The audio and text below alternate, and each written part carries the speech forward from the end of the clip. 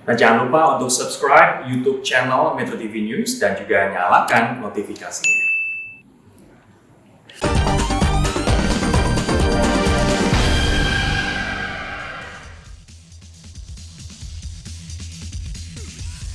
Selamat malam pemirsa, Anda menyaksikan Prime Talk Tajam Mendalam bersama saya Zilvia Iskandar. Pemirsa, lagi-lagi isu kebangkitan Partai Komunis Indonesia dihembuskan setiap tahun di akhir bulan September seolah menjadi momentum untuk membangkitkan kembali peristiwa kelam pengkhianatan G30 SPKI. Meski pemerintah era reformasi sudah mencabut kewajiban penayangannya, nyatanya Menko Polhukam Mahfud MD mempersilahkan menonton film G30 SPKI, namun tanpa disertai kerumunan yang berpotensi melanggar protokol kesehatan COVID-19. Lalu apa yang mendasari munculnya isu PKI di setiap bulan September? Benarkah ini dilakukan sengaja hanya untuk komoditas politik saja? Saya akan membahasnya sesaat lagi.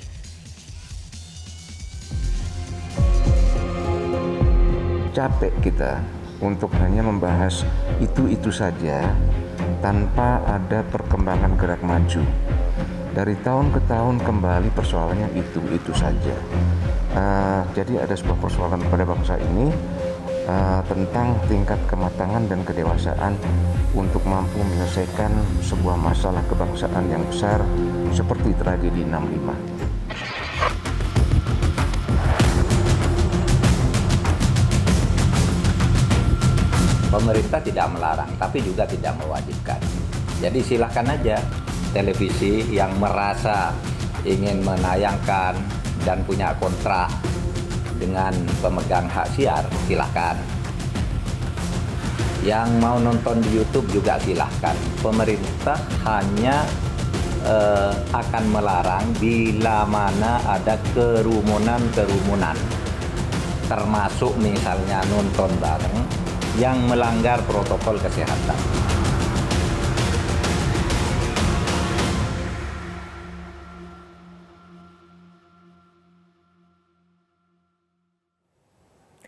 Pemirsa, kami ingin mengajak Anda untuk menyimak hasil survei Saiful Mujani Research and Consulting atau SMRC tentang isu kebangkitan PKI berikut ini.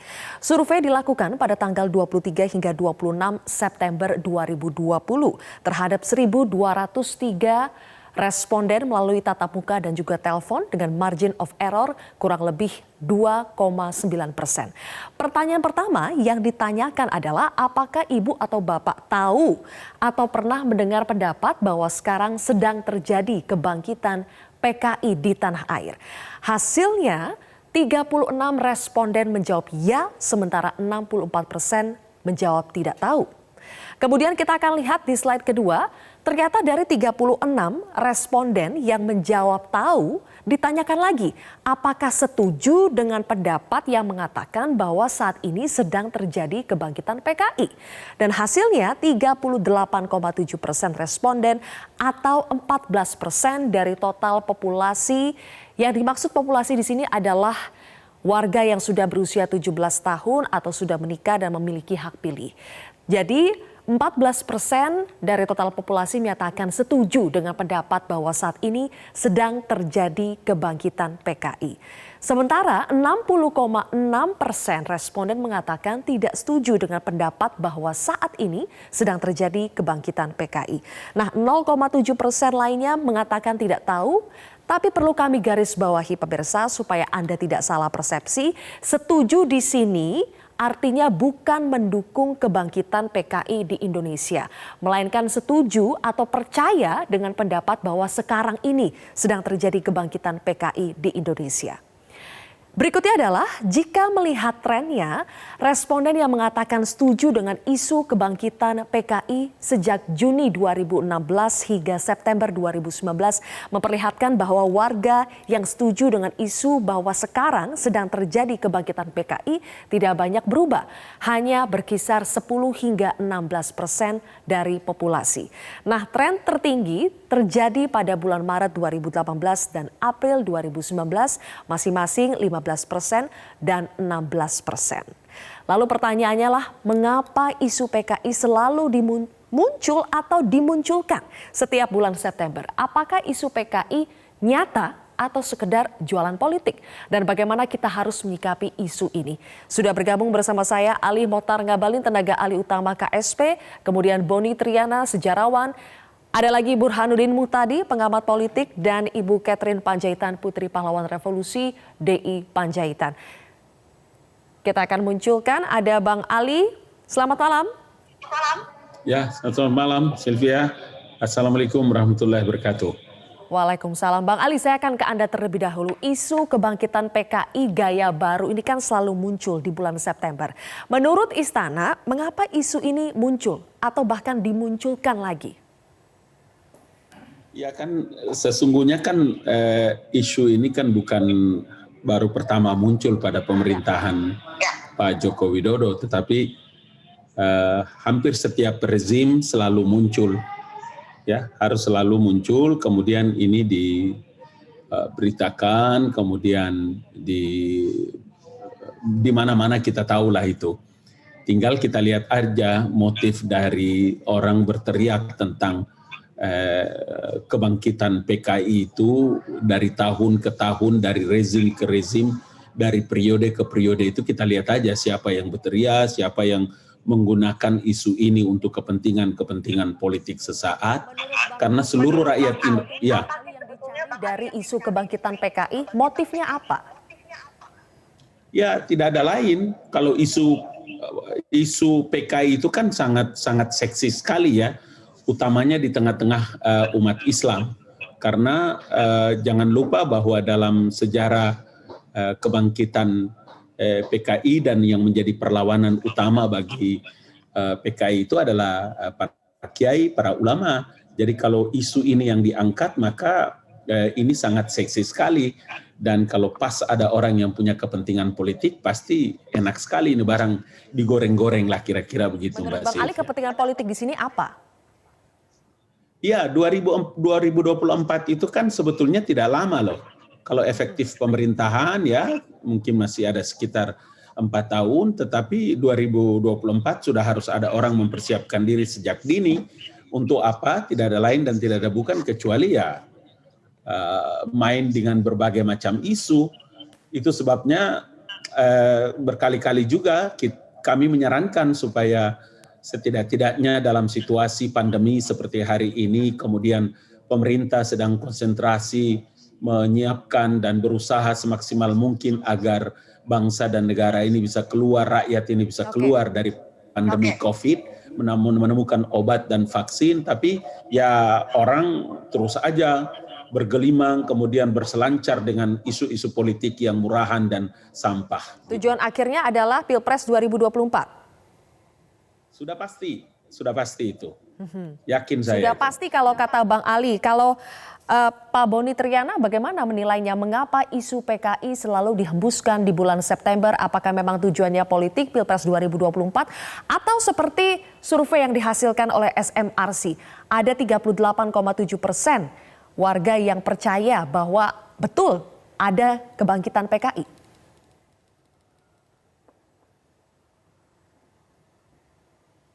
Belakang keilmuan saya sebagai sejarawan, secara legal formal sulit untuk PKI hidup kembali karena ada TAP MPRS nomor 25 tahun 66. Satu. Yang kedua, apabila isu ini selalu kita dengar dan membesar gitu di bulan September, kita tahu ada peristiwa Gestok ya, gerakan 1 Oktober 1965, ada penculikan 6 orang perwira tinggi Angkatan Darat dan seorang perwira pertama, dan itu kita tahu selalu diperingati sebagai Hari Kesaktian Pancasila. Namun sekarang yang terjadi adalah saya lebih melihatnya adanya satu upaya untuk melakukan menggaungkan stigmatisasi yang tujuannya menurut saya sih lebih terdengar politis ya, artinya melabel seseorang ataupun kelompok tertentu untuk mereduksi peran sosialnya, untuk membunuh karakternya yang sebetulnya tidak punya akar, tidak ada dasarnya gitu. Saya ingin cerita misalkan tahun 2017 di Pilkada Banten, Karno waktu itu di PKI, katanya ayahnya PKI. Lekra katanya Soekarno M. Nur, sutradara film terkenal disebut-sebut anggota Lekra. Tapi kemudian setelah diklarifikasi, bahkan Kiai Ma'ruf waktu itu masih ketua MUI menyatakan Soekarno M. Nur ini justru anggota les bumi. Jadi penggunaan isu ini sebetulnya nggak penting lagi dia benar apa enggak di dalam politik, tapi caranya untuk menghancurkan karakter seseorang, mereduksi peran sosial seseorang, bahkan di dalam kontestasi politik dia digunakan untuk persaingan, untuk stempel gitu ya. Jadi saya pikir muatan politiknya jauh lebih besar, padahal kita ada soal lain yaitu di dalam penulisan sejarah muatan yang politisnya jauh lebih kental ya. Pak Boni, ada sekelompok elit politik tertentu yang mengatakan bahwa oligarki adalah tanda kebangkitan komunis. Benarkah demikian? Itu lebih kacau lagi gitu. Gimana hubungannya oligarki? Ini kan udah kacau balau semua. Dibilang menyamaratakan komunisme, liberalisme, semua dicampur aduk. Ya. Jadi sebetulnya ini cuma stigma saja. Cuman satu upaya untuk mendiskreditkan, dan menurut saya ya bahwa ada sebagian orang yang merasa waspada, yang merasa takut, ya boleh-boleh aja. Tapi kalau menurut saya harus melihat kenyataan bahwa secara legal, secara formal ada TAP MPRS nomor 25 tahun 66 yang menutup kemungkinan bangkitnya atau bahkan berdirinya PKI. Dan PKI sendiri sudah dibubarkan tanggal 12 Maret 1966.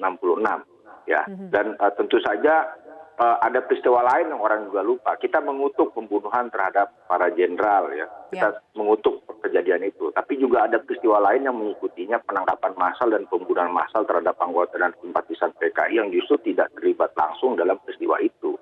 Dan ini ada persekusi, dan kemudian munculnya sekarang stigma yang digunakan secara liar di dalam politik, bisa dilabelkan kepada siapa saja ya, dengan ukuran-ukuran yang menurut saya juga sumir gitu. Ya.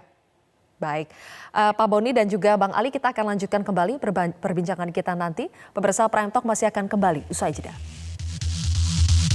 Debatan itu menunjukkan bahwa kita sebagai sebuah masyarakat belum cukup matang dan cukup dewasa untuk sampai kepada sebuah kesepakatan. Betapapun peristiwa itu telah membelah bangsa dan membuat polarisasi pihak-pihak yang mempunyai penafsiran yang berbeda dan kepentingan yang berbeda.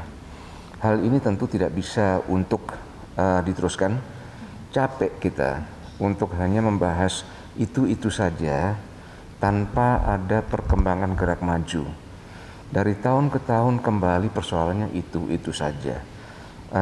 Jadi ada sebuah persoalan pada bangsa ini tentang tingkat kematangan dan kedewasaan untuk mampu menyelesaikan sebuah masalah kebangsaan yang besar seperti tragedi 65. Kebenaran dalam proses rekonsiliasi itu tidak untuk mencari siapa salah siapa benar, tidak untuk menjustifikasi siapa korban siapa pelaku.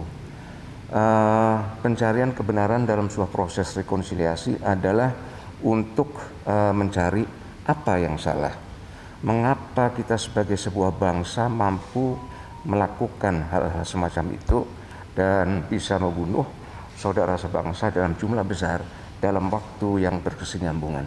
Itu yang perlu dicari, dan itu merupakan kelemahan bangsa yang harus kita cari dan harus kita perbaiki agar tidak terulang kembali di masa yang akan datang.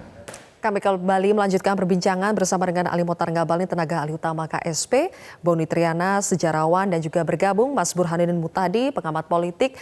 Sebelum ke Mas Burhan, saya ingin ke Bang Ali lagi.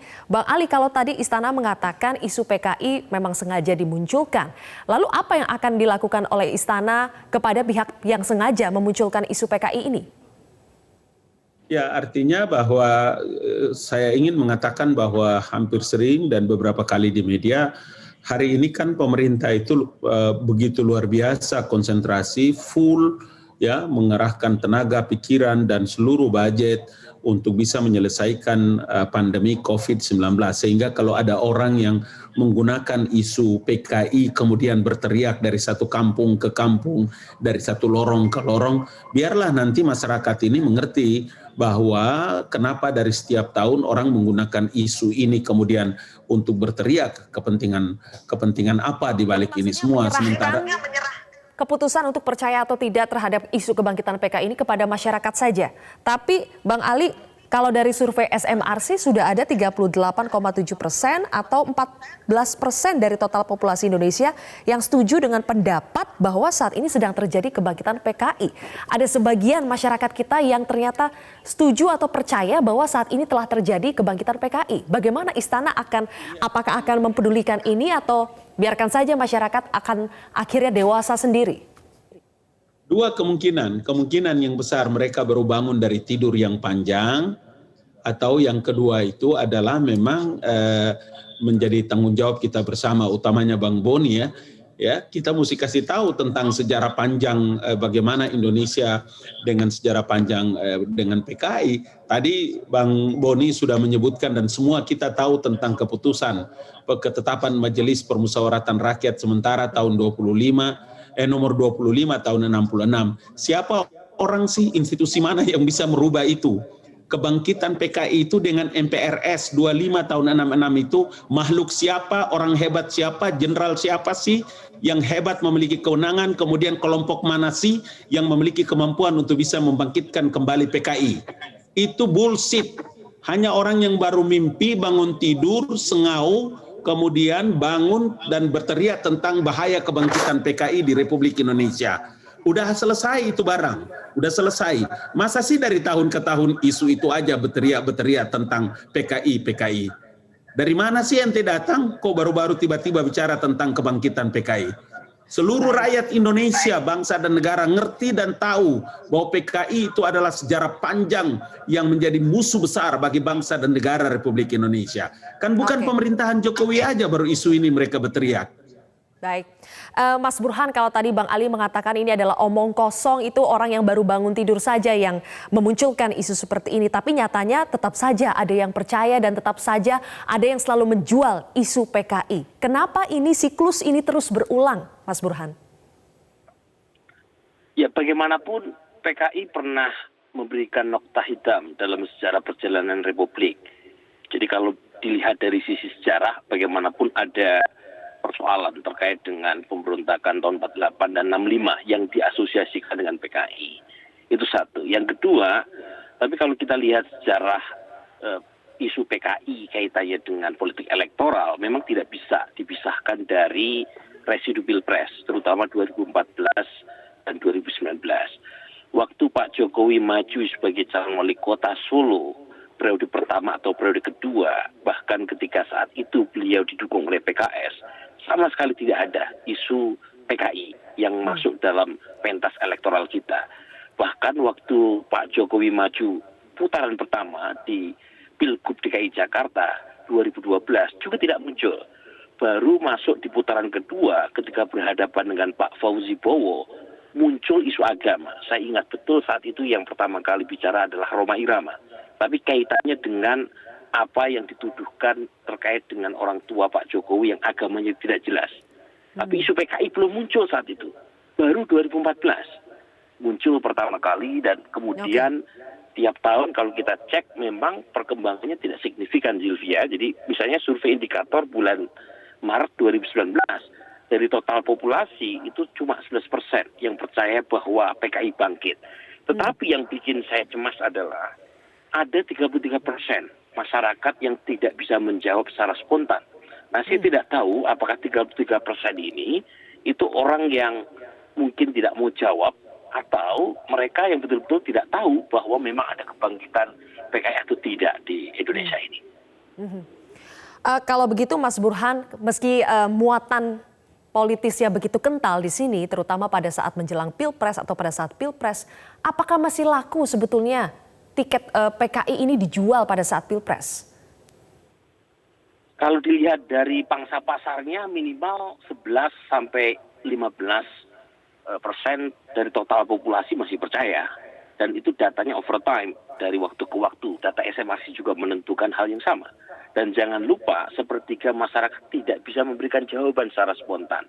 Tetapi analisis saya bersama Profesor Tabares untuk sebuah jurnal itu menunjukkan apa yang kita sebut dengan istilah selective belief. Jadi mereka yang percaya itu pada dasarnya memang didrive oleh isu partisan. Mereka yang tidak percaya umumnya mereka yang memilih Pak Jokowi di 2019. Mereka yang percaya umumnya mereka yang memilih Pak Prabowo 2019. Jadi lagi-lagi selektif belief ini membuat isu ini itu cukup seksi, terutama mereka yang ingin memanfaatkan dari sisi politik stigma maupun politik elektoral. Seksi, tapi kalau diterjemahkan ke angka elektoral, nilai elektoralnya apakah nyata, Mas Burhan? Nah, kalau dilihat kan dari data yang kita punya, terutama 2019, itu kan relatif tetap ya pangsa pasarnya.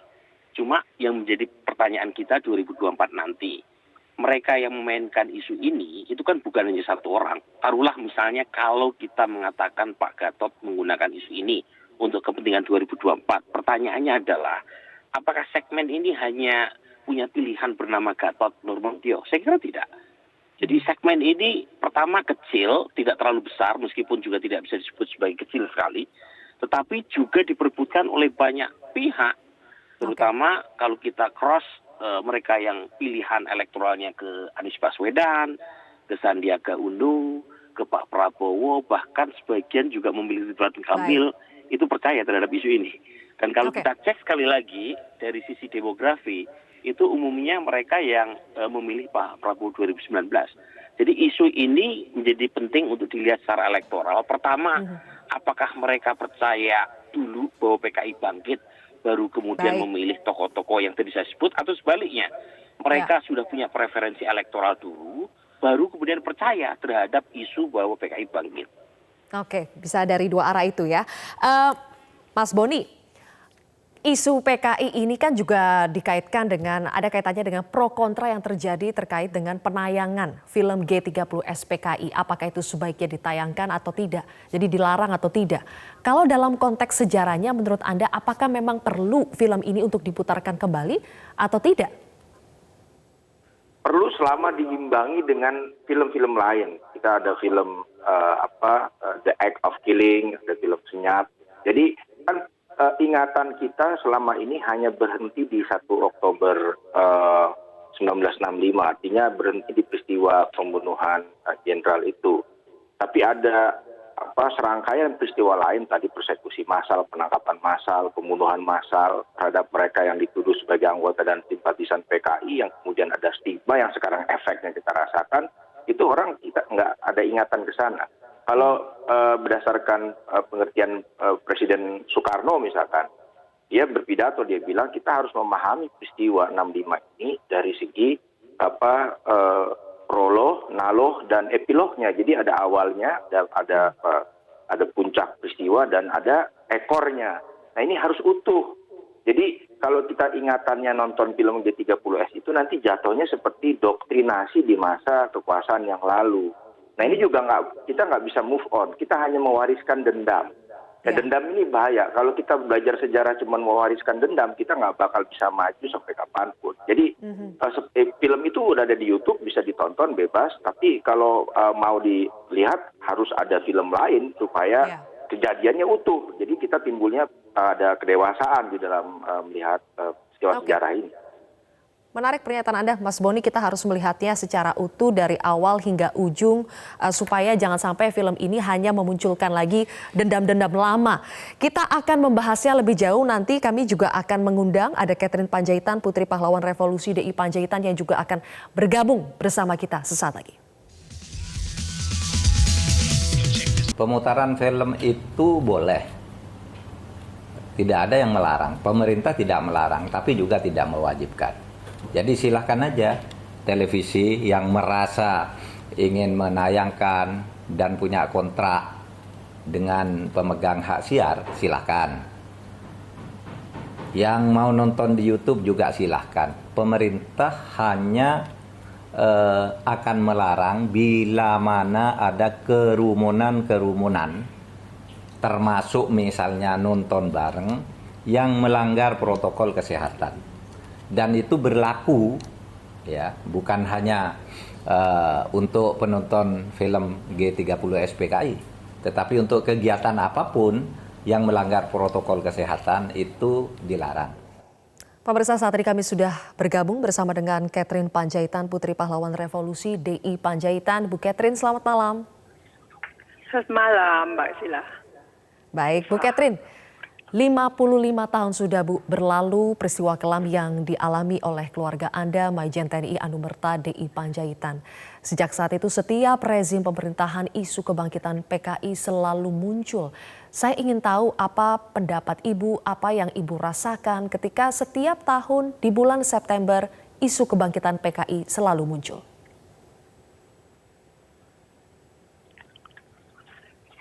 Ya, setiap kali muncul ya buat saya sih secara pribadi ya mengingat kembali itu peristiwa 1 Oktober 65. Itu saja. Ibu jadi teringat kembali. Baik. Bu Catherine, apa hikmah yang bisa dipetik bagi generasi muda dengan adanya peristiwa G30S PKI? Yang bisa dipetik adalah bagi anak-anak muda agar jangan melupakan sejarah bangsa ini.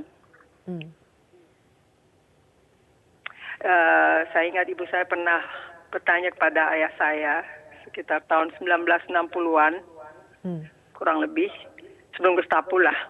Waktu itu terjadi sesuatu, langsung ibu saya bertanya, bagaimana masa depan ini, bangsa Indonesia ini?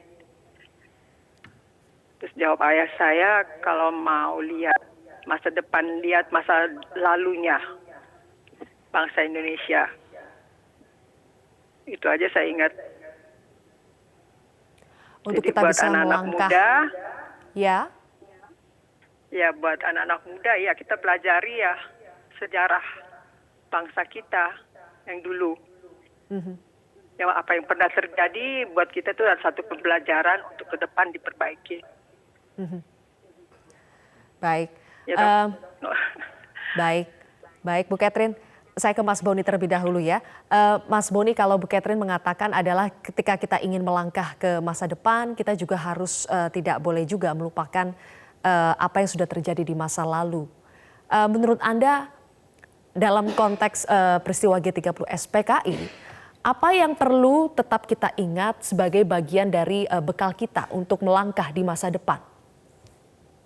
Ya, pertama seperti saya tadi sudah sampaikan bahwa kita harus belajar sejarah supaya kita tidak mewariskan dendam kepada generasi yang akan datang, satu.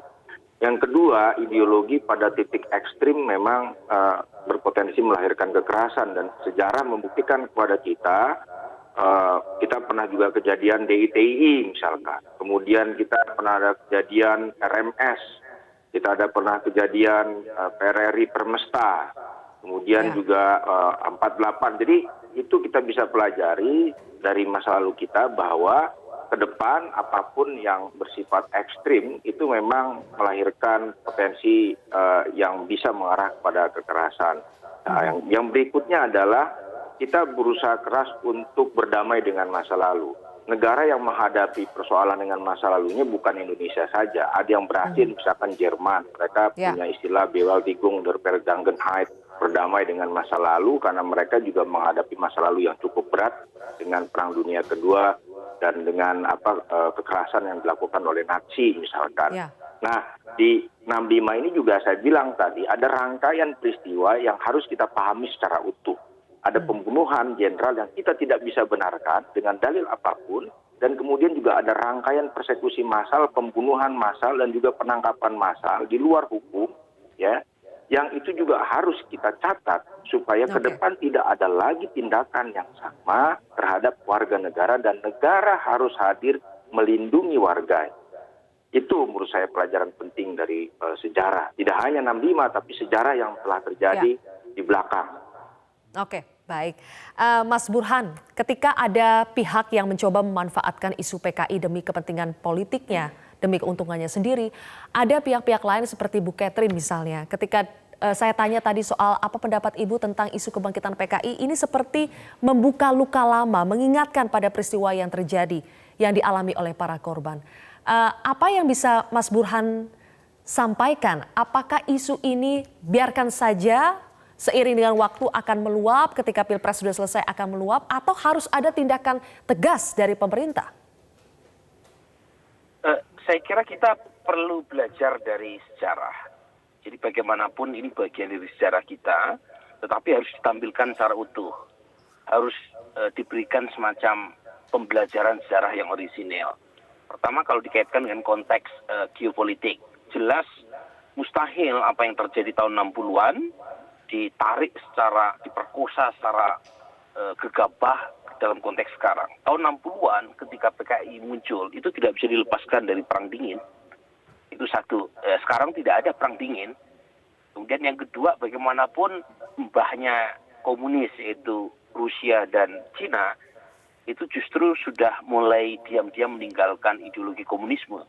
Jadi yang terjadi bukan kebangkitan, tapi kebangkrutan komunisme. Meskipun saya percaya komunisme tidak bisa hilang, ideologi tidak bisa mati, tapi sebagai gerakan politik itu sudah lama mengalami proses pembusukan dan kerapuhan. Nah, pada titik ini kita perlu belajar dari situ, termasuk anak muda. Nah, tadi saya sekilas melihat mereka yang percaya itu ada kecenderungan sebagian dari anak muda, dan ini menurut saya aneh, ajaib. Bagaimana mungkin anak muda itu bisa percaya sesuatu yang berbau ilusi dan halusinasi? Mungkin saja karena tidak ada pembelajaran sejarah terkait dengan apa yang terjadi tahun 60-an yang kemudian membuat mereka mudah untuk diprovokasi oleh isu-isu sumir terkait dengan kebangkitan PKI. Oke, sehingga untuk meluruskan sejarah, terutama bagi generasi muda, apa tindakan tegas yang perlu dilakukan pemerintah, Mas Burhan? Pertama, film itu sendiri sebenarnya kan bagian dari satu versi yang mungkin perlu untuk kita tonton. Beberapa misalnya sejarawan menganggap beberapa adegan tidak ada, tetapi sebagian besar ada. Tapi saya setuju dengan Bung Boni tadi, misalnya film-film lain, versi-versi lain dari Gestapo juga ditampilkan. Misalnya kekejaman PKI terhadap warga NU juga ditampilkan. Tetapi aksi massal pasca gagalnya G30 PKI yang membuat bahkan konon ratusan ribu mereka yang diidentifikasi atau diasosiasikan PKI sebagai korban juga ditampilkan. Jadi kita dapat gambaran yang lebih utuh. Kita bisa belajar sejarah secara lebih baik, bukan satu versi saja seperti yang dulu kita pernah alami zaman Orde Baru. Baik, kalau begitu terima kasih Mas Burhanuddin Muhtadi telah bergabung bersama kami. Mas Burhanuddin harus meninggalkan segmen ini, adalah segmen terakhir untuk Mas Burhanuddin. Terima kasih sudah bergabung. Sementara saya juga masih akan melanjutkan perbincangan ini bersama dengan 3 narasumber lainnya usai jeda. Kita sudah tiba di segmen akhir, pemirsa. Bang Ali, jadi sikap apa yang akan diambil Istana terkait dengan isu kebangkitan PKI ini? Apakah Istana akan diam saja, biarkan ini menguap, atau akan ada langkah tegas yang diambil oleh pemerintah? Ya, sepanjang isu ini tidak mendatangkan huru-hara, mendatangkan berbagai macam kekacauan dan gangguan keamanan, saya kira sah-sah saja.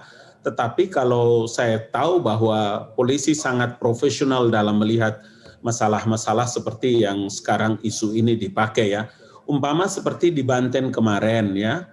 Kalau ada vandalisme kemudian di masjid dicoret sana, coret sini, kemudian masuk. Hanya kan kita tahu bahwa hanya PKI yang musuh besarnya itu adalah agama. Jadi kalau ada orang yang melakukan coret-coret, vandalisme segala macam di masjid, di musola, yang ada pikiran muncul itu adalah pasti PKI. Tapi ini kan basi ya, cara-cara lama, cara-cara kolot, kampungan lah begitu. Jadi ada isu yang memang dipakai untuk bisa membangkitkan kemarahan umat Islam dan rakyat, saya kira sudah tidak mempan lagi karena rakyat sudah sangat mengerti. Sehingga kalau di sana-sini terjadi kekacauan dalam hal keamanan, saya kira polisi tidak tinggal diam karena pasti akan mengambil tindakan tegas, apalagi kalau merusak suasana kehidupan orang lain, saya kira begitu. Tapi kalau hanya menunggu ketika sudah sampai terjadi kericuhan yang sebetulnya sudah terlihat ini, ada di Banten, kemudian hari ini juga terjadi huru-hara di TMP Kalibata. Apakah ini akan dilihat sebagai case by case atau sebaiknya dilokalisir masalah utamanya sehingga ini tidak akan terulang lagi, Bang Ali? Ya, saya tadi dengar beberapa penjelasan yang disampaikan baik oleh Bapak Kapolda maupun Bapak Kapolri.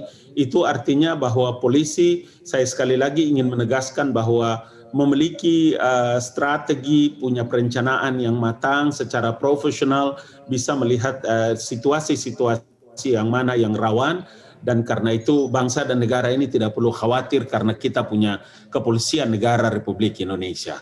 Baik, oke. Bu Catherine, saya ingin menyinggung soal silaturahmi dan juga forum rekonsiliasi korban 65 yang digelar pemerintah 3 tahun silam. Apa tanggapan Ibu soal forum tersebut dan apa kelanjutannya hingga saat ini, Bu?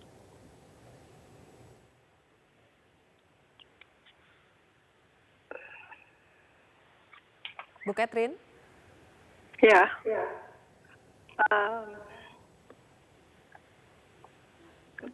Kalau kami sih selama ini dalam forum silaturahmi ini yang namanya FSAB, Forum Silaturahmi Anak Bangsa, kami semua kompak berusaha ya mau menyampaikan silaturahmi itu, perdamaian itu, tapi ya terutama terhadap anak muda, anak mahasiswa. Tapi di satu pihak itu ternyata tidak mudah seperti yang kami bayangkan ya. Kalau menurut saya sih belum nyata kemajuannya sampai titik yang kami inginkan. Apa kendalanya, Bu?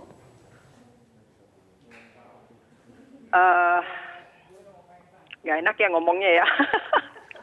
Ya kita kan harus mengumpulkan, perlu tempat, perlu ya Mbak udah tahu lah. Baik, kalau begitu terima kasih. Bu Catherine, terakhir ke Mas Boni. Supaya sejarah tahun 65 ini G30 SPKI tidak digiring untuk kepentingan politik praktis, apa yang perlu dilakukan atau tindakan yang perlu diambil oleh pemerintah seperti apa, Mas Boni? Ya tadi kan saya bilang ini kan stigma ini sudah sudah diproduksi sejak lama sebagai dampak dari monoversi sejarah yang diajarkan selama bertahun-tahun ya. Jadi caranya ya menurut saya tarik lagi perdebatan ini ke dalam perdebatan sejarah publik gitu ya. Jadi biarkanlah sejarah ini milik publik, didiskusikan di publik, diperdebatkan ya, asal jangan mengarah kepada kekerasan, asal jangan menghasut kepada kebencian. Biarkan dia menjadi wacana publik dan tidak lagi menggunakan stempel, label, cap ya, mengkomuniskan, mem-PKI-kan orang di dalam kontestasi politik gitu. Ini kan sering terjadi. Kita cek aja deh di beberapa tempat gitu, setiap ada pilkada, kemudian juga pilpres, ini selalu dihidupkan.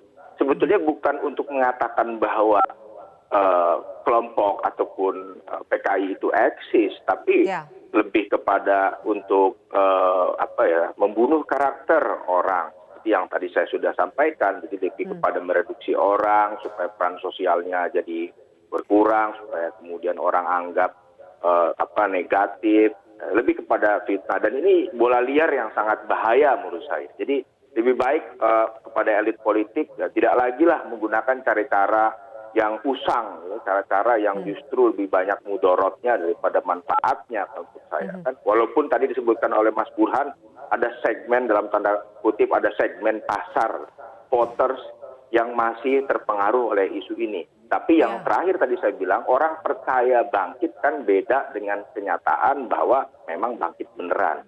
Kalau percaya itu kan dasarnya bisa pada berita atau informasi yang menurut saya harus diverifikasi lagi gitu kan.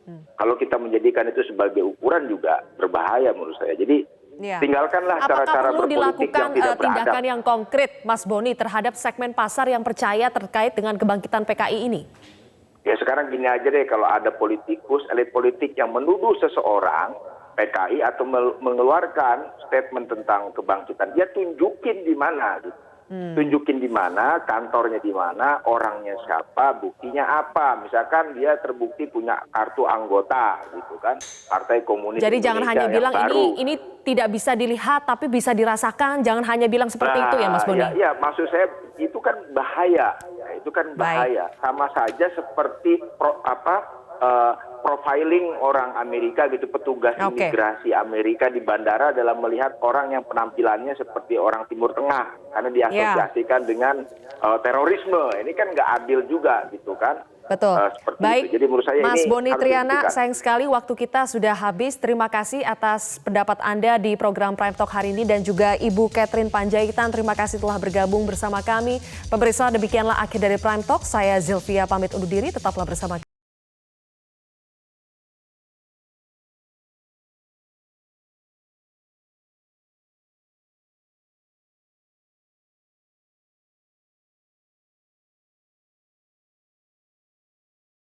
Metro TV, knowledge to elevate.